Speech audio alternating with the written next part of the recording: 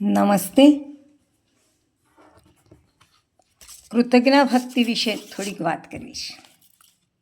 એક વખત યુટ્યુબમાં હું શ્રી ભૂપેન્દ્રભાઈ પંડ્યાની ભાગવત સપ્તાહમાં સુદામાનો પ્રસંગ ચાલતો હતો તે સાંભળતી હતી. સુદામા દ્વારકાથી પાછા આવ્યા ત્યારે તેમના ઝૂંપડાને ઠેકાણે મહેલ ઊભેલો જોઈને પહેલાં તો તેઓ મૂંઝાયા, પણ પછી ભગવાનની કૃપાને સમજી શક્યા. તો પણ તેઓ તો સાદું જીવન જ પહેલાં જીવતા હતા તેવું જીવતા રહ્યા.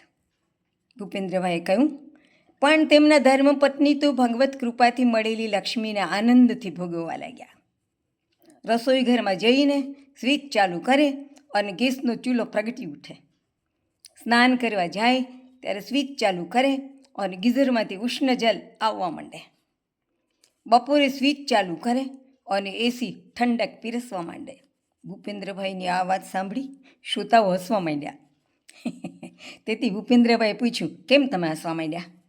એ જમાનામાં ગેસના ચૂલા, ગીઝર અને એસી વગેરે નહોતા એમ તમારે કેવું છે ને? હા હા, સાચી વાત છે, નહોતા, પણ તમારે ત્યાં તો છે ને. એ કોની કૃપાથી છે?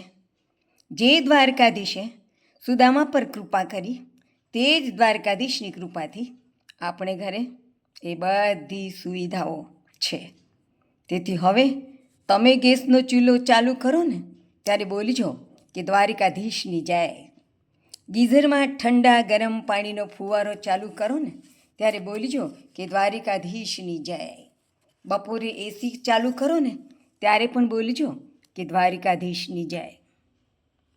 ભૂપેન્દ્રભાઈની આ વાત મને બહુ ગમી ગઈ. નાની કન્યાઓ એક વ્રત રાખે છે. મોઢામાં કાંઈ પણ નાખતા પહેલાં પડખેની વ્યક્તિઓને પૂછે છે રામ. એમ આપણે પણ આ વ્રત રાખવાની જરૂર છે કે આપણા ઘરની સર્વે સુવિધાઓ ભોગવતી વખતે આભારવશ થઈને જય દ્વારિકાધીશ બોલવું જોઈએ. એ કૃતજ્ઞા ભક્તિ છે.